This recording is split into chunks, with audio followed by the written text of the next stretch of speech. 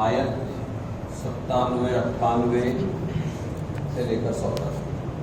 جعل الله الكعبة البيت الحرام قياما للناس والشهر الحرام والهدي والقلائد ذلك لتعلموا أن الله يعلم ما في السماوات وما في الأرض وأن الله بكل شيء عليم يعلموا أن الله شديد العقاب وأن الله غفور رحيم ما على الرسول إلا البلاغ والله يعلم ما تبدون وما تكتمون قل لا يستوي الخبيث والطيب ولو أعجبك كثرة الخبيث فاتقوا الله يا أولي الألباب لعلكم تفلحون۔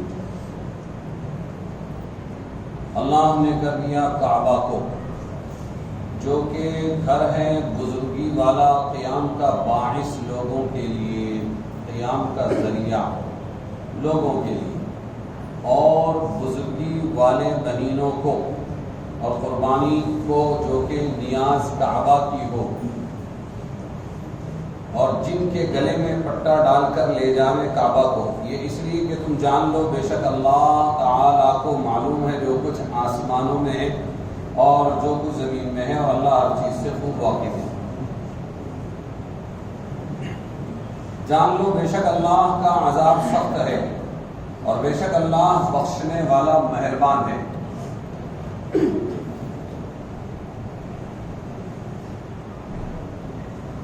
رسول کے ذمے نہیں مگر پہنچا دینا، اور اللہ کو معلوم ہے جو تم ظاہر میں کرتے ہو اور جو چھپا کر کرتے ہو۔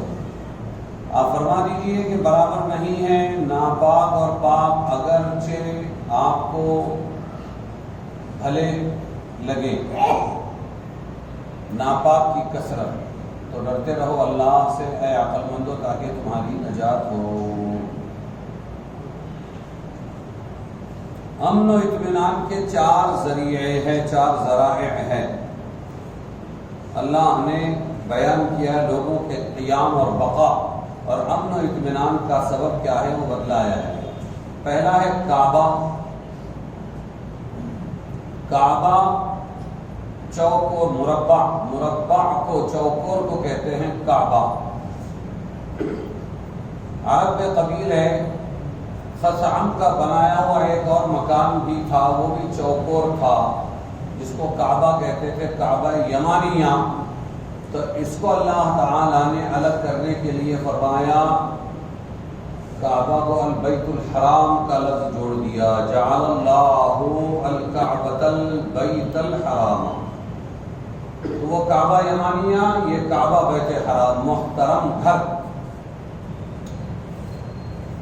لفظ قیام، کہ اس کو کیا بنایا، اس کعبے کو اللہ نے کیا بنایا، قیام للناس، لوگوں کے امن کا ذریعہ، لوگوں کے قائم رہنے کا ذریعہ۔ قیام لوگوں کے بقا کا ذریعہ۔ ناس لوگوں کو کہتے ہیں لوگ، قیام للناس، اور ناس سے مراد تمام دنیا کے انسان ہیں، اور خاص طور سے عرب کے لوگ، اور ان میں بھی خاص مکہ مکرمہ کے باشندے، ان کے لیے قیام کا، امن کا ذریعہ بنایا، بقا کا ذریعہ بنایا اس کعبہ کو۔ چنانچہ اس کی طرف نماز پڑھتے ہیں، ساری دنیا اس کی طرف منہ کر کے نماز پڑھتی ہے۔ اگر کوئی دن ایسا آئے کہ کوئی بھی دنیا میں یا مکہ اور عرب میں کعبۃ اللہ کا حج نہ کرے اور اس کی طرف منہ کر کے نماز نہ پڑھے، تو پھر دنیا قائم نہیں رہے گی، ختم ہو جائے گی۔ اگر ایک سال بھی ایسا ہوا کہ کوئی حج نہ کرے یا کوئی شخص بیت اللہ کی طرف متوجہ ہو کر نماز ادا نہ کرے، تو پوری دنیا پر عام عذاب آ جائے گا۔ یہ اللہ کا تشدد ہے۔ تو بیت اللہ جو ہے، کعبۃ اللہ، یہ پورے عالم کا ایک کھمبا ہے، ستون ہے، اور پوری دنیا کی پیچھے ہی، جیسے ناف ہے، ناف ہمارے پیٹ کی، ویسے ساری دنیا میں جو زمین پھیلائی اللہ نے، پانی ہی پانی تھا، تو سب سے پہلے وہ کعبہ کی جگہ ابھری اور پھر دنیا میں زمین پھیلی۔ اور برابر کعبۃ اللہ، بیت المعمور جو آسمانوں پر فرشتے جس کا طواف کرتے ہیں، اللہ کا بیت المعمور اس کے برابر نیچے ہے۔ تو یہ کعبہ کو اللہ تعالیٰ نے قیام کا بقا کا ذریعہ بنایا ہے۔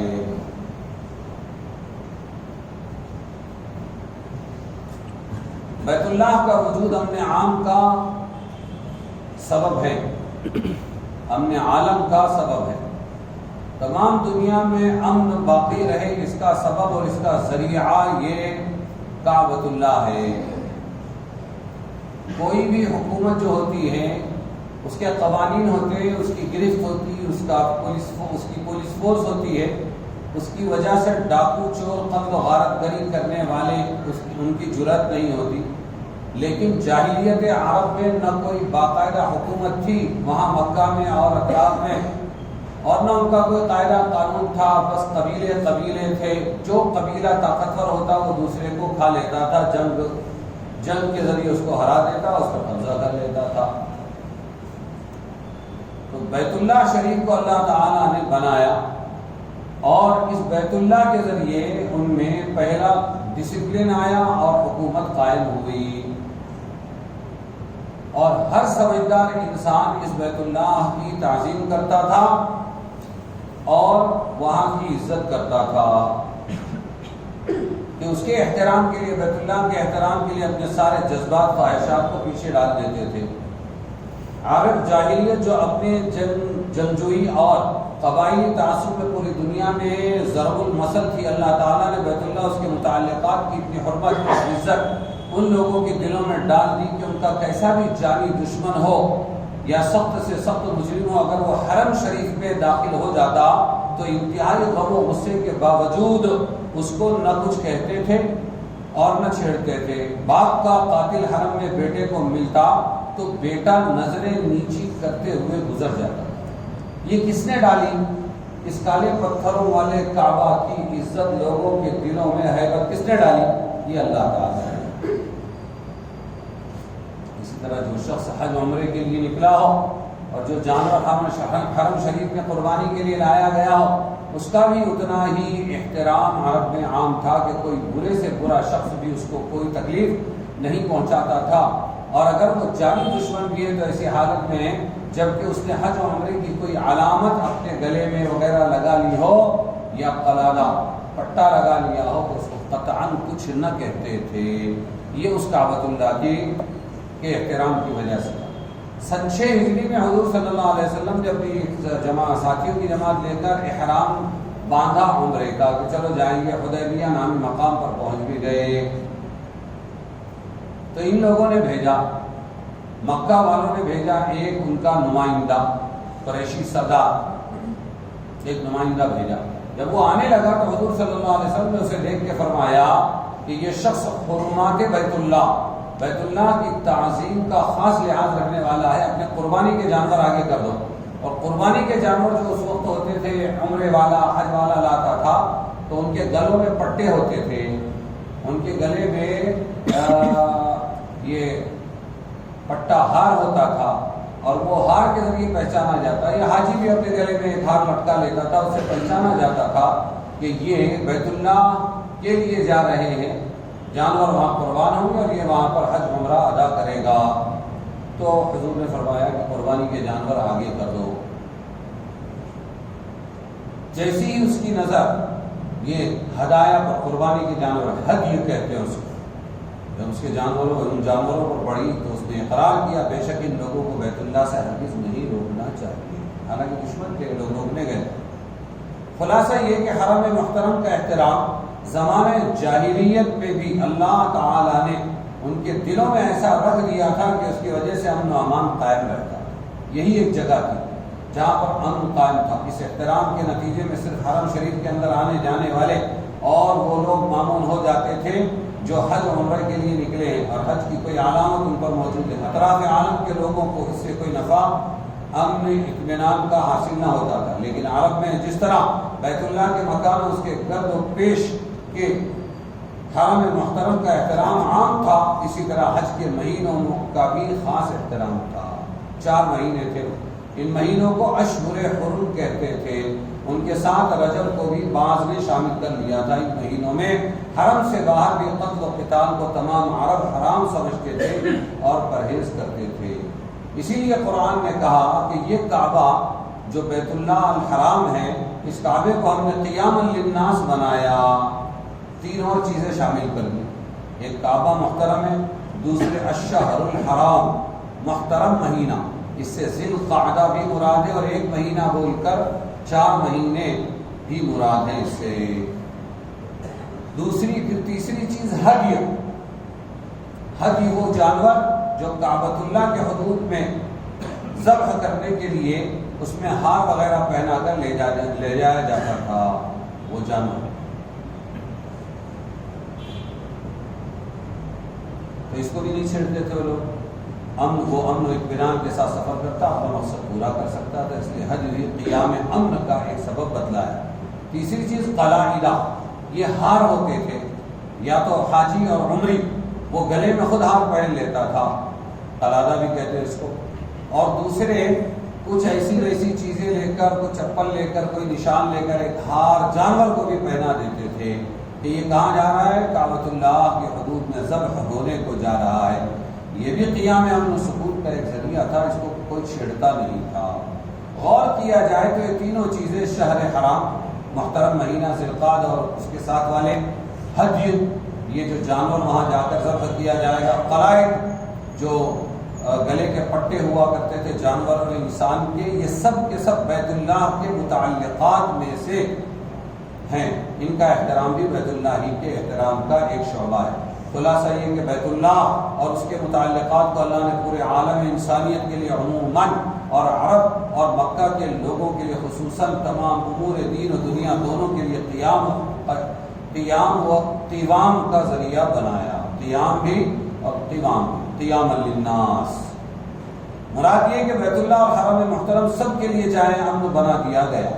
بعض نے فرمایا اس سے مراد اہل مکہ کے لیے وسعت رزق ہے کہ اللہ نے ان کے لیے روزی مہیا کر دی۔ چنانچہ پیدا تو کچھ نہیں ہوتا ہے مکہ میں، لیکن ساری دنیا کے پھل، ساری دنیا کی روٹیاں وہاں پر ملتی ہیں، پک کر۔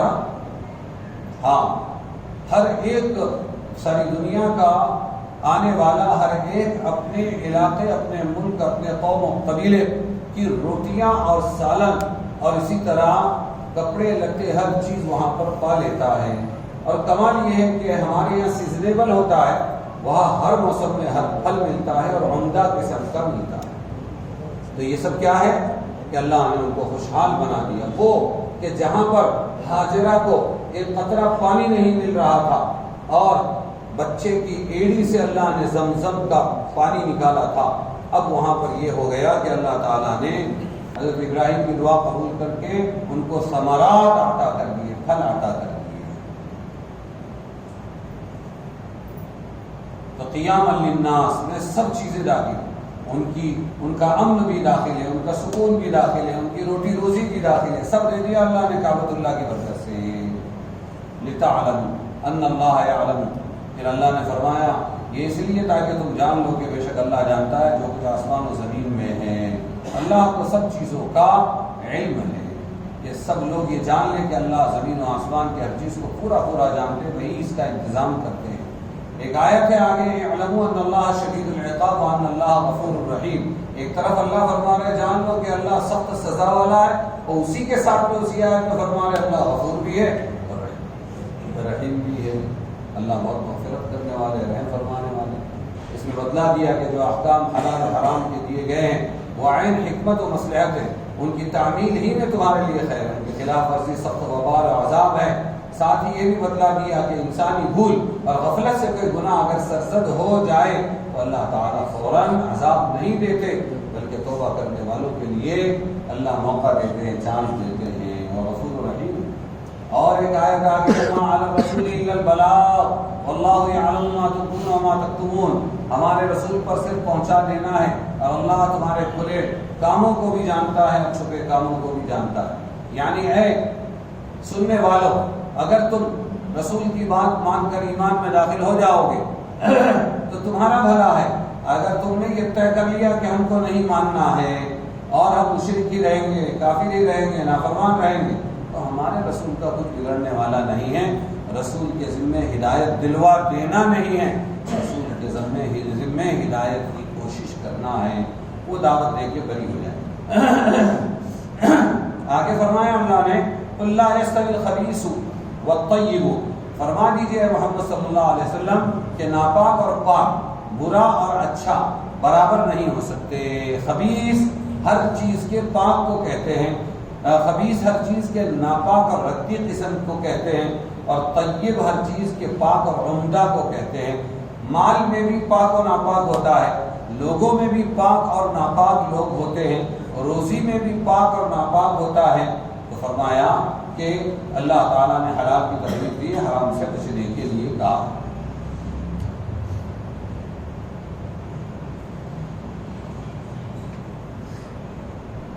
آگے اللہ تبارک و تعالیٰ بتا رہے ہیں وَلَوْ أَعْجَبَكَ كَثْرَةُ الْخَبِيثِ، یاد رکھو کہ دونوں برابر نہیں ہو سکتے۔ خبیث جو برا ہے وہ بھلے کے برابر نہیں ہو سکتا، اگرچہ دنیا میں تم کو خبیث کی کثرت دکھے، خبیث زیادہ دکھے، ردی زیادہ دکھے، برے زیادہ دکھے، مال حرام بہت زیادہ دکھے تم کو، لیکن یاد رکھو کہ یہ دونوں برابر نہیں ہو سکتے۔ اگرچہ دیکھنے والوں کو بعض اوقات خراب خبیث چیزوں کی کثرت مرعوب کر دیتی ہے، اور گرد و پیش میں خبیث و خراب چیزوں کے پھیل جانے اور غالب آ جانے کے سبب انہیں کو اچھا سمجھنے لگتے ہیں، مگر یہ انسانی علم و شعور کی بیماری اور احساس کا قصور ہوتا ہے۔ یہ آیت کیوں نازل ہوئی؟ اسلام میں شراب کو حرام قرار دیا، اس کی خرید و فروخت کو بھی ممنوع قرار دیا۔ تو ایک آدمی تھا جس کا کاروبار شراب کا تھا، اس کے پاس بہت پیسہ تھا۔ عام طور پہ یہ شرابی، جواری، سٹے والے اور یہ لاٹری والے، ان کے پاس زیادہ پیسہ دکھتا ہے۔ تو یہ اس کے پاس بہت پیسہ تھا، تو اس نے آ کر رسول اللہ صلی اللہ علیہ وسلم سے پوچھا کہ میرے پاس بہت مال شراب کی کمائی کا پیسہ بہت جمع ہے، اگر میں اس کو کسی نیک کام میں خرچ کروں تو کیا وہ میرے لیے مفید ہوگا؟ تو حضور صلی اللہ علیہ وسلم نے فرمایا اگر تم اس کو حج یا جہاد وغیرہ میں خرچ کرو گے تو اللہ کے نزدیک مچھر کے ایک پر کے برابر بھی قیمت نہ رکھے گا۔ اللہ تعالیٰ پاک اور حلال چیز کے سوا کسی چیز کو قبول نہیں کرتا۔ خصوصاً یہ آ رہا ہے ابھی جو بج رہے تھے، اس میں بھی بہت کھپاتے ہیں ایسے ہی مال والے لوگ، اور خصوصاً ابھی رمضان آ رہا ہے، اس میں بھی بہت کھلاتے ہیں۔ اس لیے جہاں روزے کے دوسرے آداب ہیں، وہاں پر ایک ادب یہ بھی ہے کہ روزہ حرام مال سے افطار نہ کرے، بہت بچنے کی ضرورت ہے، خصوصاً مسجدوں میں لا کے دیتے ہیں، مسئلہ یہ ہے تو اللہ قبول نہیں کرتا، بلکہ حرام مال کھپانے میں اگر نیت ثواب کی تھی تو اللہ کا مذاق اڑایا، اس لیے ایمان چلا جائے گا، ثواب تو نہیں ملے گا۔ حرام مال کی یہ بے توقیری تو آخرت کے اعتبار سے ہوئی، اگر گہری نظر سے دیکھا جائے، سب کاموں کے آخری انجام کو سامنے رکھا جائے تو معلوم ہوگا کہ دنیا کے کاروبار میں بھی حلال اور حرام مال برابر نہیں ہوتے۔ حلال سے جتنے فوائد اور اچھے نتائج اور حقیقی آرام اور راحت نصیب ہوتی ہے، وہ کبھی حرام سے نصیب نہیں ہوتی۔ حضرت عمر بن عبدالعزیز رحمۃ اللہ علیہ کا زمانہ تھا، اور سابق عمرا نے ان کے پہلے کے امیر و بادشاہوں اور گورنروں کے زمانے کے عائد کیے ہوئے ٹیکسز بہت زیادہ ہو گئے، تو حضرت عمر بن عبدالعزیز بہت نیک تھے، یہ آئے اور انہوں نے سارے وہ ٹیکسز بھی بند کر دیے، پرانے جو زیادہ تھے وہ، اور جن کے لیے تھے وہ بھی بیت المال سے ادا کر دیے، اب خزانہ ہو گیا خالی۔ تو کسی ایک صوبے کے گورنر نے لکھا کہ حضرت بیت المال کی آمدنی بہت گھٹ گئی ہے، فکر ہے کہ حکومت کے کاروبار کس طرح چلیں گے۔ حضرت عمر بن عبدالعزیز رحمۃ اللہ علیہ نے اس وقت یہی آیت پیش کی تھی اور فرمایا تھا لا يستوي الخبيث والطيب ولو اعجبك كثرة الخبيث، برابر نہیں ہو سکتے اچھا مال اور برا مال، چاہے تم کو برے مال کا زیادہ ہونا اچھا لگے۔ مال کس کو برا لگتا ہے، لیکن انجام پر نظر ان لوگوں کی تھی۔ فرمایا تم سے پہلے لوگوں نے ظلم اور جور کے ذریعے جتنا خزانہ بھرا تھا، تم اس کے بالمقابل عدل و انصاف قائم کر کے اپنے خزانے کو کم کر لو۔ انہوں نے ظلم سے بھرا، تم انصاف سے کم کر لو، اور کوئی پرواہ نہ کرو، ہماری حکومت کے کام اسی کم مقدار سے پورے ہوں گے۔ دیکھو نا ٹیکسز بڑھ گئے اس زمانے میں، ہمارے ملک میں ٹیکسز بڑھ گئے، تو ٹیکسز جب بڑھے ہیں تو کہاں مال کھپا ہے؟ دیکھو، جھاڑ بھی ٹی وی دیکھ رہا ہے، کرسیاں بھی خالی پڑی، یعنی بے حساب پیسہ صرف اور صرف ناجائز کاموں پر خرچ ہوا ہے، اور یہ امت کا گاڑے کمائی کا پیسہ تھا۔ تو حضرت پیران پیر شیخ عبد القادر جیلانی رحمۃ اللہ علیہ فرمایا کرتے تھے، میں مال کے کمائی کے راستوں کو پہچان لیتا ہوں مال کے خرچ کے راستوں سے۔ خرچ اگر حلال میں ہوا ہے تو حلال سے کمایا گیا، اور اگر خرچ حرام میں ہوا ہے تو یہ حرام سے آیا تھا۔ کیسے آیا تھا؟ حرام سے آیا۔ تو یہ ہے، فرما رہے ہیں کہ تم سے پہلے لوگوں نے ظلم و جور کے ذریعے جتنا خزانہ بھرا تھا، تم اس کے بالمقابل عدل و انصاف قائم کر کے اپنے خزانے کو کم کر لو، اور کوئی پرواہ نہ کرو، ہماری حکومت کے کام اسی کم مقدار سے پورے ہوں گے۔ یہ آیت اگرچہ ایک خاص واقعے میں نازل ہوئی کہ اعداد و شمار کی کبھی زیادتی کو کوئی چیز نہیں، کبھی زیادتی کوئی چیز نہیں، کثرت و قلت سے کسی چیز کی اچھائی یا برائی کو نہیں جانچا جا سکتا۔ انسانوں کے سروں پر ہاتھ شمار کر کے 51 ہاتھوں کو 49 کے مقابلے میں حق و صداقت کا معیار نہیں کہا جا سکتا کہ ادھر کتنے ہیں کہ 51 ہے اور ادھر کتنے 49 ہے، تو پھر یہ حق پر ہے، نہیں کہہ سکتے۔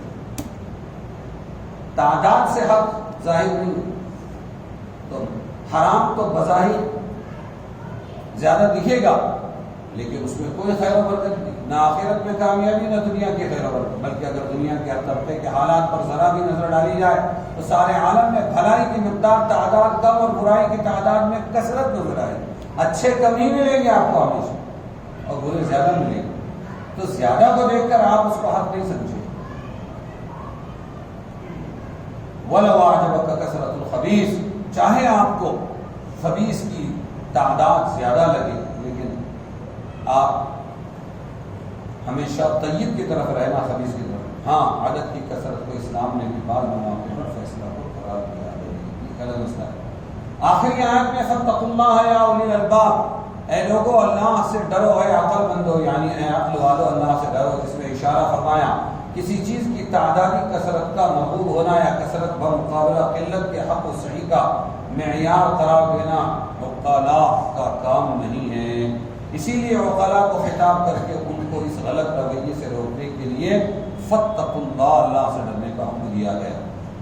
سورہ مائدہ آیت 103 تک۔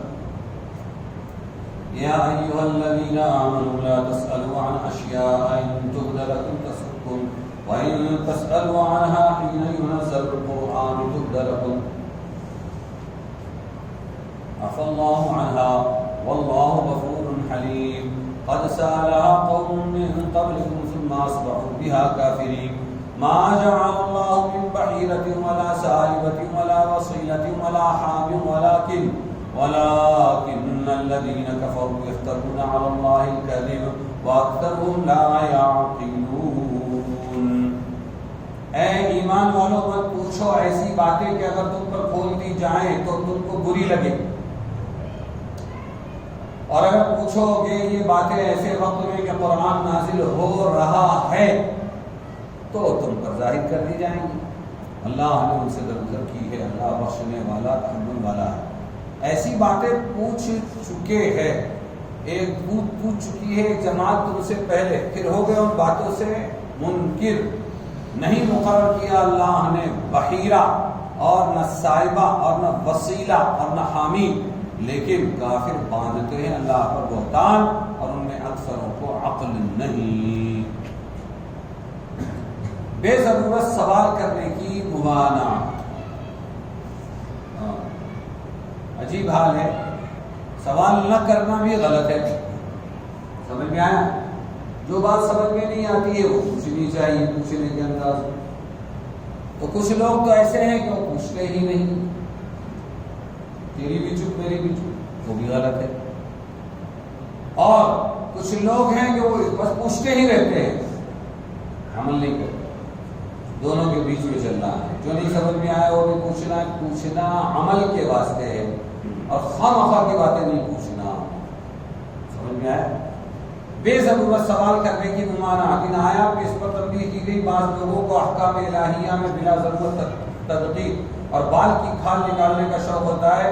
جو احکام نہیں دیے گئے ان کے متعلق بغیر کسی داعیہ ضرورت کے سوالات کیا کرتے ہیں۔ اس آیت میں ان کو ہدایت کی گئی وہ ایسے سوالات نہ کرے جن کے نتیجے میں ان پر کوئی مشقت پڑ جائے۔ بعض مرتبہ پوچھنے سے مشقت ہے، غلط باتیں پوچھنے سے کیا ہوتا ہے؟ تکلیفیں آتی ہیں، یا ان کو خفیہ رازوں کے اظہار سے رسوائی ہو۔ شان نزول، یہ آیت کب نازل ہوئی؟ جب حج فرض ہوا تو اقرع ابن حابس نے سوال کیا۔ دیکھو کیسے سوال، یہ صحابی ہے، حضور سے پوچھے تھے حضور کیا ہر سال حج فرض ہے؟ آپ خاموش۔ پھر پوچھا حضور کیا ہر سال حج فرض ہے؟ آپ پھر خاموش۔ پھر پوچھا حضور کیا ہر سال حج فرض ہے؟ تو آپ صلی اللہ علیہ وسلم نے اس مرتبہ عتاب کے ساتھ ڈانٹتے ہوئے تنبیہ فرمائی کہ اگر میں تمہارے جواب میں یہ کہہ دیتا ہاں ہر سال حج فرض ہے تو ایسا ہی ہو جاتا۔ سمجھ گیا؟ ایسا ہی ہو جاتا۔ کتنا مشکل ہوتا، زندگی میں ایک حج تو کر نہیں سکتے تو ہر سال حج فرض ہو جاتا اور پھر تم اس کو پورا نہ کر سکتے۔ اس کے بعد ارشاد فرمایا جن چیزوں کے متعلق میں تمہیں کوئی حکم نہ دوں ان کو اسی طرح رہنے دو۔ کیا کرو؟ اسی طرح رہنے دو، ان میں کھود کریڈ کر کے سوالات نہ کرو۔ تم سے پہلے بعض امتیں اسی کثرت سوال کے ذریعے ہلاک ہو گئی، بہت پوچھ پچھاڑ سے کیا ہو گئی؟ ہلاک ہو گئی، کہ جو چیزیں اللہ اس کے رسول نے فرض نہیں کی تھی سوال کر کر کے ان کو فرض کرا لیا۔ بیل مجھے مان، اور پھر اس کے خلاف ورزی میں مبتلا ہو گئے۔ تمہارا وظیفہ یہ ہونا چاہیے، ذمہ داری ہونی چاہیے جس کام کا میں حکم دوں اس کو مقدور بھر پورا کرو اور جس چیز سے منع کرو اس کو چھوڑ دو۔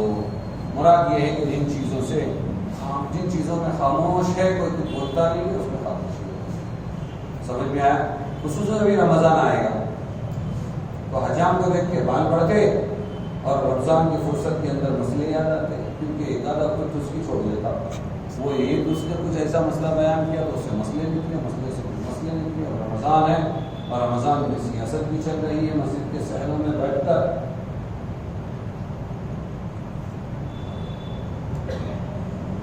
اور پھر بات کرتے کرتے طلاق بھی آ گئی، پھر میراث بھی آ گئی، پھر مسجد کا الیکشن بھی آ گیا، یا کچھ تو نہیں کرنا چاہیے، کیا آیا پتا نہیں۔ تو بڑا فون لگا، مفتی صاحب ایک مسئلہ ہے۔ بولتا بھائی میں بھی روزہ، تو بھی روزہ، میں بھی روزہ، تو بھی روزہ۔ مسئلہ جو پوچھنا ہے اگر روزے سے متعلق ہے، اگر زکوٰۃ سے متعلق ہے، اعتکاف سے متعلق ہے، صدقہ فطر سے متعلق ہے تو پوچھ، ورنہ تو بھی چین سے رہے، مجھے بھی چین سے رہے، باقی مسئلوں کے لیے سال بھر ملتے رہے۔ ارے سمجھے کہ نہیں سمجھے؟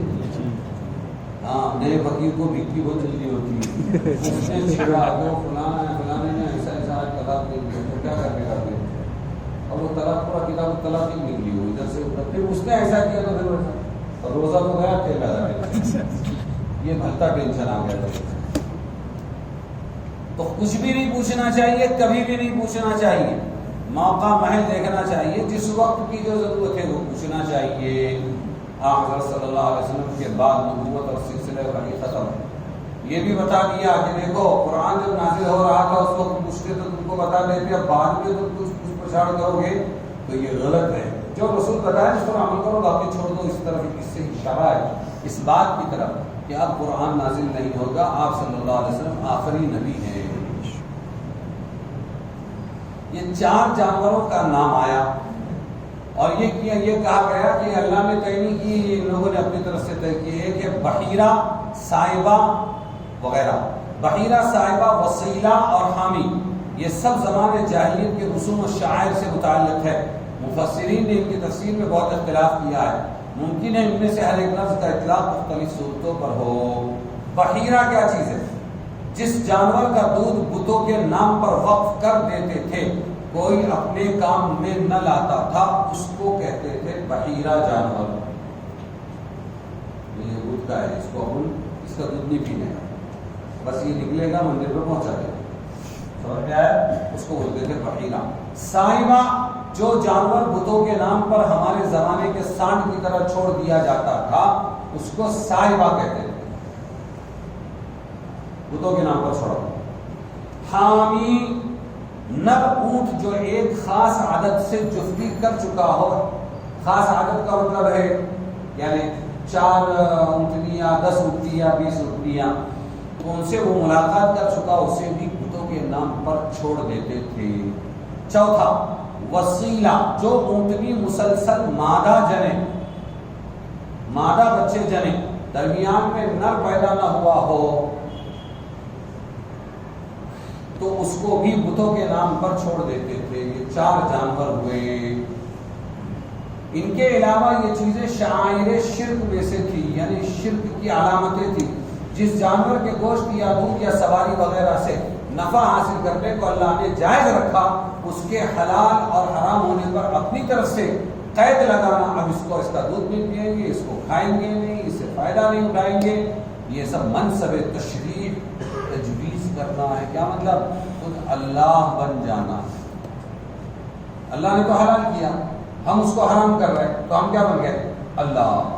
بعض موقعوں پر میں یہ جملہ کہتا ہوں، کہاں بعض موقعوں پر کہ ایک بچی جنی، بیچاری ہماری کسی بہن نے ایک بچی کو پیدا کیا اور چڑ گئے سب لوگ پورے خاندان میں. بیٹی پیدا ہوئی، بہت خوشی ہو رہی ہے، جب اس کے پڑھنے پڑھانے کا آئے گا، شادی کا آئے گا، اس وقت ان کو معلوم پڑے گا، جا کر سے بات نہیں کرتے. پھر دوسری بھی بچی پیدا ہوئی، پھر گوما گوم، چلا پکار، لیڈیز اینڈ جینٹس، ٹارچر. ہوا کیا جھگڑا چل رہا ہے؟ نہیں کہنا کہ وہ شوہر چڑ رہا تھا اور وہ ساس چڑ رہی تھی، بول رہی تھی کیا بیٹی پیدا کی تو نے. انہوں نے پھر اسے جھگڑنے کے بجائے اس کی تو عبادت کرو نا، تم پوجا کرو نا، کیونکہ تم اس کو بول رہے ہو بیٹا پیدا کر، اور پیدا کرنے کی صفت کس کی؟ اللہ کی ہے. ایک طرف تو اللہ مانتے ہو اس کو کہ جب چاہے ہم اس سے بیٹا پیدا کرنے کہیں گے بیٹا پیدا کر دے گی، اور دوسری طرف حقیق سمجھ اس سے جھگڑا کرتے ہو، ارے تو پوجا کے لائق ہے، تم نے تو اللہ کا درجہ دیا اس کو. ارے بات سمجھے گی نہیں. تو یہ جانوروں کو بھی حرام قرار دینا یہ انہوں نے کیا، تو یہ خود اللہ بن گئے. شرک ہے کیا یہ؟ اور بڑی ستم ظریفی یہ تھی کہ خود کرتے تھے اور اپنی مشرکانہ رسوم کو اللہ کی خوشنودی اور قربت کا ذریعہ تصور کرتے، اللہ خوش ہو جائے گا. اللہ کی نافرمانی کر کے اللہ خوش ہو جائے گا، اللہ کے حلال کو حرام کر کے اللہ خوش ہو جائے گا. تو یہ جتنے کر رہے ہیں نا، اجانا بجانا گجانا، اس کے نام پہ اس کو سب سمجھ رہے ہیں کہ پیر صاحب بہت خوش رہتے ہیں، خوشنودی کی نیت سے کر رہے ہیں، وہ گناہ سمجھ کے نہیں کرتے ہیں، وہ خوشنودی. یہاں یہ مشرکین بھی یہی کرتے تھے کہ سب اللہ کے حلال کو حرام کرنے کا، سانڈ چھوڑ دینے کا، یہ کرنے کا، وہ کرنے کا، اور پھر اللہ کی خوشنودی مل رہی ہے سمجھنے کا، اللہ کے قریب جا رہے ہیں یہ سمجھنے. اس کا جواب دیا گیا اللہ تعالیٰ نے ہرگز یہ رسوم مقرر نہیں کی. ان کے بڑوں نے خدا پر یہ بہتان باندھا اور اکثر بے عقل عوام نے اسے قبول کر لیا. ہاں، چودھریوں نے کیا اور عوام نے قبول کر لیا. الغرض یہاں یہ تنبیہ کی گئی، جس طرح فضول و بیکار سوالات کر کے احکام شرعیہ میں تنگی اور سختی کرنا جرم ہے، اس سے کہیں بڑھ کر یہ جرم ہے کہ بغیر اللہ کے حکم کے محض اپنی رائے اور اپنی خواہش سے حلال اور حرام تجویز کر لیے جائیں. نہ ہم حلال کو حرام کر سکتے ہیں، نہ حرام کو حلال کر سکتے ہیں. سورہ مائدہ کی اگلی آیت ہے وَإِذَا قِيلَ لَهُمْ تَعَالَوْا، یہ آیت نمبر ہے 104 اور 105.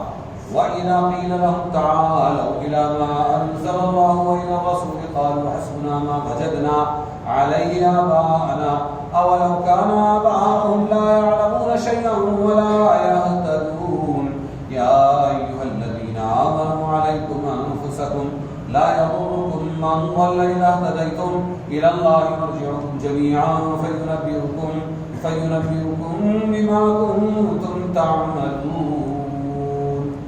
اور جب کہا جاتا ہے ان کو کہ آؤ اس کی طرف جو اللہ نے نازل کیا اور رسول کی طرف، تو کہتے ہم کو کافی ہے وہ جس پر پایا ہم نے اپنے باپ دادوں کو. تو کیا کہتے ہیں؟ ہم کو کافی ہے وہ جس پر پایا ہم نے اپنے باپ دادوں کو. بھلا اگر ان کے باپ دادے نہ کچھ علم رکھتے ہوں اور نہ راستہ جانتے ہوں تو بھی ایسا ہی کریں گے. اے ایمان والو، تم پر لازم ہے کہ فکر اپنی جان کا کرو. تمہارا کچھ نہیں بگاڑتا جو کوئی گمراہ ہو، جبکہ تم ہوئے راہ پر. اللہ کے پاس لوٹ کر جانا ہے تم سب کو، پھر وہ جتلا دے گا تم کو جو کچھ تم کرتے تھے. اوپر رسم پرست کفار کی ایک جہالت کا ذکر تھا. ایسی جہالتیں ان کے یہاں بکثرت تھیں جن کو سن کر مومنین کو رنج اور افسوس ہوتا تھا. اس لیے آگے مومنین کو اس کے متعلق ارشاد ہے کہ تم غم میں مت پڑو، تم کو اپنی اصلاح کا، دوسروں کی اصلاح میں بقدر وسعت ان کو قدرت کچھ کوشش کرنے کا حکم ہے. باقی کوشش پر پھل مرتب ہونا یہ تمہارے اختیار میں نہیں ہے. کار خود کن کار بیگانہ مکن. اپنا کام کرو، دوسروں کا زیادہ درد مت لو. یہ آیت کب نازل ہوئی؟ ان لوگوں میں ایک تقلید آبا کی تھی، باپ دادا کی تقلید کرنا. آ گئی مسلمان، سب سنیں گے لیکن بزرگوں کے نام پر یا اپنے باپ دادا کے نام پر یا اپنے پرمپرا کے نام پر یا اپنے خاندان کے نام پر، اپنے رسم و رواج کے نام پر کچھ سننے کو مسلمان تیار نہیں. ایک نکاح میں تھا، خاندان کے دور کا ایک نکاح تھا، تو وہاں پر میں بولا بھائی مہر پروگرام بگڑم سگڑم اب شروع کرتے ہو، باقی سارے کام کرتے ہیں، لیکن منگنی میں پہلی چیز مہر طے ہونا چاہیے. تو 25 روپیہ پتا اس کا 2500 روپیہ تھا. ابھی کتنا چاندی نہیں معلوم ہے، کم سے کم 3.5 تولہ چاندی یا اس کی قیمت. تو ایک مفتی صاحب سمجھا رہے ہیں بھائی 25 روپئے میں نہیں ہوتا ہے، کم سے کم 2500 روپیہ لگے گا، وہ طے کرو مہر میں. اچھا ہم مشورہ کرتے ہیں. اب اس سے مشورہ چلنا ہے جن کو کلمہ نہیں آتا، جو اس دنیا کو پانی نہیں دیتے، گھر کے اندر کی خالہ اماں پپا دادی نانی، سمجھ میں آیا؟ کیوں؟ عزت. ہمارے باپ دادا ہمارا پہلے سے 25 روپیہ. ارے یہ ہوں گے 25 روپیہ اس وقت کا ہے جب 1 روپیہ 1 تولہ چاندی کا تھا. تو 25 تولہ چاندی کہاں ہوں؟ میں تو 3.5 تولہ چاندی بول رہا ہوں. تو پہلے سے وہ 25 تولہ چاندی وہ چلا آ رہا تھا 25 روپیہ، جب چاندی سونے کا روپیہ تھا. اب اس میں سے خالی 25 کو تو یاد رکھا لیکن چاندی کو یاد نہیں رکھا اس نے. اب مفتی صاحب فتویٰ دیتے رہیں گے اور جاہل قوم اپنا مشورہ لا کے مفتی صاحب کو سنائیں گے. ماں وجدنا علیہ آباءنا، ارے ہمارے باپ دادا سے یہ چلا آ رہا ہے. دلیل کیا ان کے پاس؟ باپ دادا. تو جتنی خرافات مسلمانوں میں بھری وہ باپ دادا. آج باپ دادا کو سمجھ لو قرآن کیا کہتا ہے دیکھو. تو یہ ہے شان نزول کہ ان کے اندر پہلے تقلید آبا کی تقلید بہت تھی، جس نے ان کو ہر برائی میں مبتلا اور ہر بھلائی سے محروم کر رکھا تھا. اگر کوئی خوش نصیب حق بات کو مان لیتا ہوں اور مسلمان بن جاتا تو اس کو یہ عار دلاتے تھے کہ تو نے اپنے باپ دادوں کو بے وقوف ٹھہرایا. کیا بولتے تھے؟ تو پھر گیا، تو نے اپنے باپ دادوں کو بے وقوف ٹھہرایا. اس کا مطلب فوراً مطلب سمجھ میں آیا؟ صحیح مطلب نہیں آتا دماغ میں، کھوپڑی میں توحید نہیں آتا، ایک اللہ نہیں آتا، لیکن یہ مطلب ضرور آئے گا. تو مسلمان بنا، تو نے رسم و رواج چھوڑا، تو نے یہ چھوڑا، تو نے سجدہ کرنا چھوڑا فلانے جگہ، تو نے ایسا کیا، تو نے یہ نہیں منایا، تو نے 22 کو وہ نہیں کھایا، تو نے ایسا کیا، تو نے 11 کو یہ نہیں کرا. تو پھر اس کا مطلب کہ تیرے باپ دادا غلط تھے، ہے نا؟ یہ مطلب نہیں کرتا. اس کا مطلب کہ تو نے اپنے باپ دادوں کو بے وقوف ٹھہرایا کہ ان کے طریق کو چھوڑ کر دوسرا طریق محمد رسول اللہ کا تو نے اختیار کیا. ان کی اس گمراہی اور در گمراہی پر یہ آیت نازل ہوئی. وَإِذَا قِيلَ لَهُمْ، اور جب ان سے کہا جاتا ہے کہ تم آؤ اللہ تعالیٰ کے نازل کردہ حقائق اور احکام اور رسول کی طرف رجوع کرو جو ہر حیثیت سے حکمت اور مصلحت اور تمہارے لیے صلاح و فلاح کی ضامن ہے، تو ان کے پاس اس کے سوا کوئی جواب نہیں ہوتا کہ ہم کو تو وہی طریقہ کافی ہے جس پر ہم نے اپنے باپ دادا کو دیکھا. کتنی بڑی گمراہی! یہ وہ شیطانی استدلال ہے جس نے لاکھوں انسانوں کو معمولی سمجھ بوجھ اور علم و ہنر رکھنے کے باوجود گمراہ کیا، اس لیے گمراہ کر دیا سب۔ وہ باپ دادا، یعنی باپ دادا کو چھوڑ کے چلے ہیں کیا؟ میں تیری ماں ہے کیا؟ میں تیرا باپ ہے، ہم کیا ایڑے ہیں کیا؟ ہم کیا غلط ہے کیا؟ آیا بڑا دین کی بات کرنے والا۔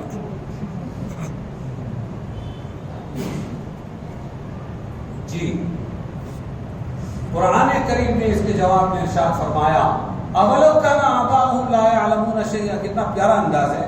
یہ نہیں کہا تیرا باپ غلط، تمہارے باپ دادا غلط ہے، قرآن یہ کہتا ہے، غور کرنے والوں کے لیے قرآن کے جملے نے کسی شخص یا جماعت کی ابتدا کرنے کا ایک صحیح اصول بیان کر کے اندھوں کے لیے بینائی کا اور جاہل و غافل کے لیے حق کی اور حقیقت کے انکشاف کا مکمل سامان دے دیا۔ وہ یہ کہ یہ بات تو معقول ہے کہ نہ جاننے والے جاننے والوں کے کی ناواقف لوگ واقف کاروں کی پیروی کریں، یہ بات تو طے ہے کہ بھائی جو نہیں جانتے وہ جاننے والوں کو ڈھونڈ کر ان کے پیچھے چلیں گے۔ لیکن جاہل آدمی عالم کی ابتدا کرے، جاہل کس کی؟ عالم کی ابتدا کرے گا، لیکن یہ کوئی معقول بات نہیں کہ علم و عقل اور ہدایت کے معیار سے ہٹ کر اپنے باپ دادا یا کسی بھائی بند کی ابتدا کو اپنا طریقہ کار بنا لیں، یہ تو بیوقوفی ہے۔ ٹھیک ہے، اندھا کسی آنکھ والے کے ہاتھ میں ہاتھ دے کے رستہ پار کرے گا، نادان جانکار اور کے پیچھے چلے گا، ہے نا، لیکن صرف اس لیے کہ یہ میرا بھائی ہے اور صرف یہ میرا باپ دادا ہے اور وہاں سے یہ پرمپرا چلی آ رہی ہے، ان کی ابتدا کو اپنا طریقہ کار بنا لینا یہ کوئی عقل مندی نہیں، اور بغیر یہ جانے ہوئے کہ یہ مبتدا خود کہاں جا رہا ہے، چلو پیچھے چلو، لیکن کہاں جا رہے، یہ صاحب کہاں جا رہے ہیں اور ہمیں کہاں پہنچائے گا، اس کے پیچھے لگ جائے، یہ نادانی ہے۔ کیا یہ ہم لوگ اجتماع کی تیاری کے لیے تھے، ہمارے ناگپور کے اندر ایک گاڑی بنی، چلو چندرپور جاؤ، ٹھیک ہے چلے، رہبر اور رہبر پان کی پٹی لے کر بیٹھ گیا، اس میں ایک ادھر میں ادھر وہ ادھر، یہ بیچ میں، اور ایک صاحب آگے اپنا بیٹھے 50 کلومیٹر برابر، یہ 70 کلومیٹر تھے، پیچھے سو رہے تھے، ابھی بھی سوتے سے رہتے ہو، لیکن ایسا کمال کا سونا ان کا سیدھا اٹھے 70 کلومیٹر کے بعد، ہمارے بھائی صاحب 70 کلومیٹر ہو گئے، دیکھو کہ الٹے تو نہیں جا رہے اپور، جب معلوم کرے تو واقعی 70 کلومیٹر الٹے گئے، تو اس کو پوچھے پان پٹی والے کو، ارے بھائی تو کیا کر رہا ہوں، تو کیا معلوم، تو آیا کہ تو ہمارے ساتھ دیکھے تو وہ بھیج دیے تو آیا ہمارے، چلو گیا 70 کلومیٹر واپس ادھر، پھر وہاں سے آگے 70 کلومیٹر، غلط روی سے، غلط چلنے سے، غلط روی سے مسافت کا بعد بڑھتا ہے، مسافروں روش کارواں بدل ڈالتا ہے، الٹے چل رہے ہیں، تو یہ تو دیکھو کس کے پیچھے جا رہے ہیں، خالی باپ دادا اور خالی بھائی بہن، اور یہ آپ نے مقتدا، کیا ہے اپنے مقتدا، ارے مقتدا کون ہے؟ خالی ٹوپی سے کوئی مقتدا ہو جاتا ہے، خالی شیروانی سے کوئی مقتدا ہو جاتا ہے، جو جاہل کی پوشاک اچھی تو کیا چھچوندر کے سر پہ چلے نہیں کرتے، ہاں تو کہہ رہے ہیں یہ تو دیکھو کس کے پیچھے جا رہے ہیں، یہ مقتدا خود کہاں جا رہا ہے اور ہمیں کہاں پہنچائے گا، اس کے پیچھے لگ جانا یہ کون سی عقل مندی ہے۔ اسی طرح بعض لوگ کسی کے اتباع و اقتداء کا معیار لوگوں کی بھیڑ کو بنا دیں،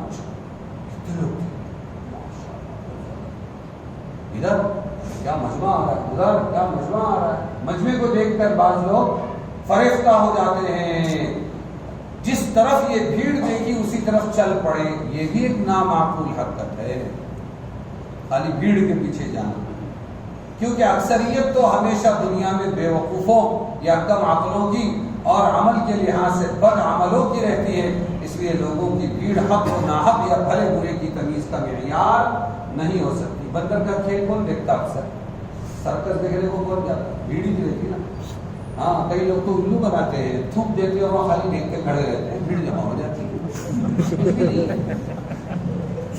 تو لوگ جو کر رہے ہیں وہ ہم کریں، یہ حق ہے یہ غلط ہے، معیار یہ بتلایا نہ اہل کو مقتدا بنانا ہلاکت کو دعوت دینا ہے۔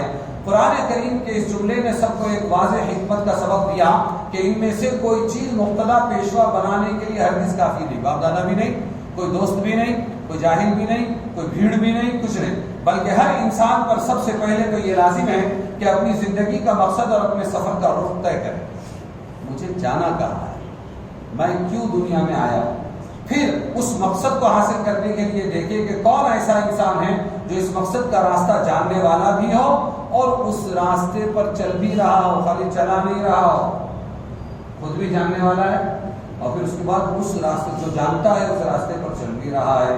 جب کوئی ایسا انسان مل جائے تو بے شک اس کے پیچھے لگ لینا اس کو منزل مقصود پر پہنچا سکتا ہے. یہی حقیقت ہے ان میں مجتہدین کی تقلید کی کہ وہ دین کو جاننے والے بھی ہیں اور اس پر عمل کرنے والے بھی ہیں، اس لیے ہم ان کے پیچھے چلتے ہیں.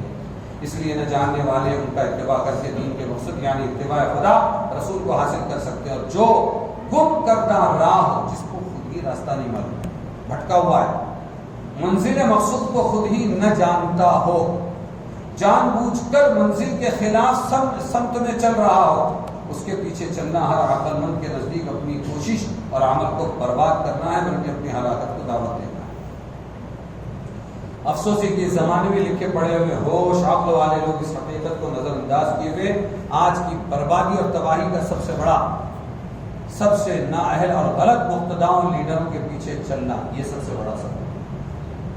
ہاں ابھی بھی دیکھو تم معاشرے میں، کل میرا ایک معتقد بچہ آگے بیٹھا، کیا کرنا، بولے عقائد کے اعتبار سے ایسی بربادی چل رہی ہے کہ پوچھو 200 لوگ شیعہ بن گئے، وہ امام باڑہ جا رہے ہیں، وہ ادھر جا رہے ہیں، وہ ادھر جا رہے ہیں، اور فلانا وہ دھوکے باز کا بچہ، اور پھر وہ کیا کہ اس کی پڑھائی کیا کہ کانوینٹ کے اندر پڑھائی ہوئی اور باکسنگ سیکھا اور اچانک چپا ڈال کے 4 لوگوں کو بٹھا دیا ٹیبل، اور پھر وہ اس نے اپنا ٹیبل لگا دیا اور چوچا شروع ہو گیا.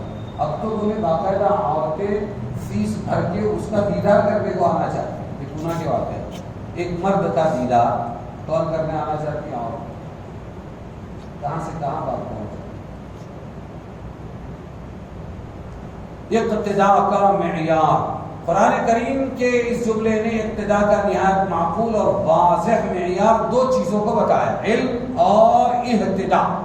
علم اور اہتداء، علم یعنی صحیح جاننا، اور اہتداء پھر اس علم پر عمل کرنا. تو وہ عالم جس کے پاس خالی زبانی جمع خرچ ہو اور عمل اس کی زندگی میں نہ ہو، وہ بھی ہمارا رہبر نہیں بن سکتا. عالم ہو، صحیح علم والا، پھر اس علم پر عمل کرنے والا ہو، تو اس کو رہبر بنایا جا سکتا ہے. علم سے مراد منزل مقصود اور اس تک پہنچنے کے طریقوں کا جاننا، اور اہتداء سے مراد اس مقصد کی راہ پر چلنا، یعنی صحیح علم پر عمل مستقیم. صحیح علم پر عمل مستقیم جس کے اندر ہو وہ رہبر بننے کے قابل ہے. صحیح علم بھی ہے اس کے پاس اور صحیح عمل بھی ہے اس پر. خلاصہ یہ ہوا کہ جس شخص کو مقتدا بناؤ تو پہلے یہ دیکھو کہ جس مقصد کے لیے اس کو مقتدا بنایا ہے وہ اس مقصد اور اس کے طریق سے پوری طرح واقف بھی ہے یا نہیں. پھر دیکھو کہ وہ اس کی راہ پر چل بھی رہا ہے یا نہیں، اور اس کا عمل اپنے علم کے مطابق ہے یا نہیں. غرض کسی کو مقتدا بنانے کے لیے علم صحیح اور عمل مستقیم کے معیار سے جانچنا ضروری ہے. محض باپ دادا ہونا یا بہت سے لوگوں کا لیڈر ہونا یہ ایک مسئلہ ہے. کہ بہت سے لوگوں کا لیڈر ہونا یا صاحب مال و دولت ہونا، مالدار ہے، یا صاحب حکومت و سلطنت ہونا کہ بھئی ستہ ان کے پاس ہے، ان میں سے کوئی چیز بھی ایسی نہیں جس کو معیار اقتداء سمجھا جائے. سمجھے کہ نہیں سمجھے؟ باپ دادا کو نہیں مانتے تو سن لو، تمہاری بنیاد ہے مسلمانوں باپ دادا کے انکار پر ہے. جتنے حضور کے صحابہ تھے یہ سب پہلے باپ دادا والے تھے، سب بت پرست تھے، سب باپ دادا کے دین پر تھے، اور حضور نے ان کو یہی کہنا تھا ہمارے باپ دادا کے خلاف ایک اللہ کی بات کرتا ہے. یہ جو محمد آیا ہے اور سب نے اپنے باپ دادا کا دین چھوڑا ہے اور تب جا کر وہ مسلمان بنے ہیں اور ہم ان کے دوسرے میں مسلمان بنے. تو آج کیوں اشکال ہے ہم کو؟ ارے ہمارے باپ دادا، ہاں بھائی باپ دادا غلط بھی ہوتے ہیں، ماننا پڑے گا اس چیز کو. باپ دادا غلط بھی ہوتے ہیں، غلطی ہو جاتی، بھول ہو جاتی، شیطان بہکا دیتا، ماننا پڑے گا اس چیز کو. گھوم گھوم کے پھر اپنے آپ کو لانا پڑے گا دین کی طرف.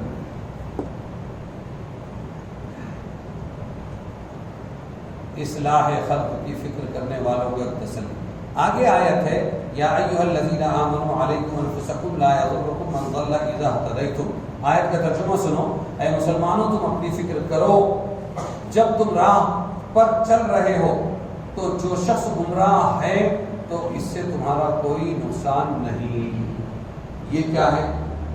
کچھ لوگ تو ہیں کہ وہ بیچارے تبلیغ کرتے ہی نہیں ہیں، کچھ لوگ کیا نہیں کرتے ہیں؟ تبلیغ نہیں کرتے، اور اسی کو بنیاد بنا کر ہمارے سعودیہ میں جماعت والوں کو روک کر لوگوں نے کہا، دعوت کو ارشاد کے آفسوں میں لے جا کے بریانی کھلا کے مت کرو تبلیغ، اللہ کو ہدایت دینے کا ہوتا تو اللہ دے دیتا، تم کا کو فکر کر رہے۔ تو کچھ لوگ تو تبلیغ کرتے ہی نہیں کہ نہیں مرنے تو جو جہنم میں جانا جانا، یہ بھی غلط، اور کچھ لوگ اتنی تبلیغ کو اوڑھ لیتے ہیں کہ پھر اگر کوئی نہ سدھرے تو وہ اپنے دل کو دکھا کے لیتے ہیں، یہ بھی غلط۔ جی ہاں، تو قرآن کی ایک آیت ہے، اس کا ترجمہ سمجھو تم، پھر اس کے بعد تم کو سمجھ میں آئے گا۔ اے ایمان والو، علیکم انفسکم، تم کو اپنی فکر کرنا چاہیے، لا یضرکم من ضل اذا اهتدیتم، تمہیں نقصان نہیں پہنچائے گا وہ شخص جو گمراہ ہو گیا جب تم ہدایت پر ہو۔ بولے یہ آیت تو یہ بتا رہی ہے کہ اب ہدایت کا تو بس ہے، اپنا کوئی نقصان نہیں ہوگا، اپنے دعوت کا کام نہیں کرنا تب بھی چل جائے گا، غلط۔ حضرت ابوبکر صدیق رضی اللہ عنہ نے فرمایا، اس پر کیا فرمایا؟ تم لوگ اس آیت کو پڑھتے ہو اور اس کو بے موقع استعمال کرتے ہو کہ امر بالمعروف کی ضرورت نہیں، خوب سمجھ لو میں نے خود رسول اللہ صلی اللہ علیہ وسلم سے سنا ہے، جو لوگ کوئی گناہ ہوتا ہوا دیکھے اور مقدور بھر اس کو روکنے کی کوشش نہ کرے تو قریب ہے اللہ تعالیٰ مجرموں کے ساتھ ان دوسرے لوگوں کو بھی عذاب میں پکڑنے کا۔ دعوت ضروری ہے، دعوت دینے کے بعد اگر وہ ہدایت پر نہیں آتا ہے تو پھر یہ آیت ہے کہ تم اگر ہدایت پر چل رہے ہو تو اب کسی کی گمراہی تمہارا کچھ نہیں بگاڑے گی، تم نے دعوت کا کام کر دیا۔ ارے سمجھے کہ نہیں سمجھے؟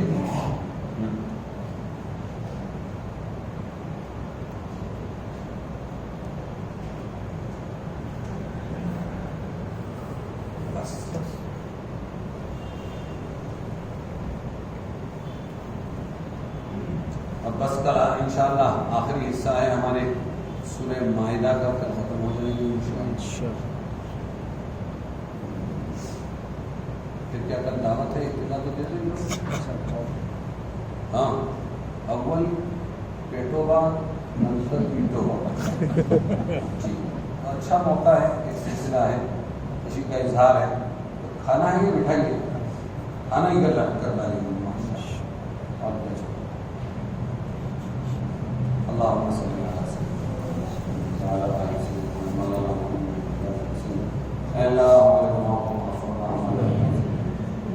اے اللہ ہم بڑے کمزور ہیں، تیری ہی مدد سے یہاں تک پہنچے ہیں۔ اے اللہ ہر انسان کے پیچھے اپنی مجبوریاں، پریشانیاں، آزار، بیماریاں لگی ہوئی ہیں۔ اے اللہ جیسے یہاں تک پہنچایا ہے آئندہ اس سلسلے کو جاری فرما، ہم کو اس کا نفع پہنچا، اس کے مطابق ہمارے عمل بنا دے۔ اے اللہ تمام مسلمانوں کو اپنے قرآن کی طرف پلٹنے کی توفیق عطا فرما، متوقعین کی جائز مرادیں پوری فرما، عفو کا، عافیت کا، یسر کا، سہولت کا معاملہ فرما۔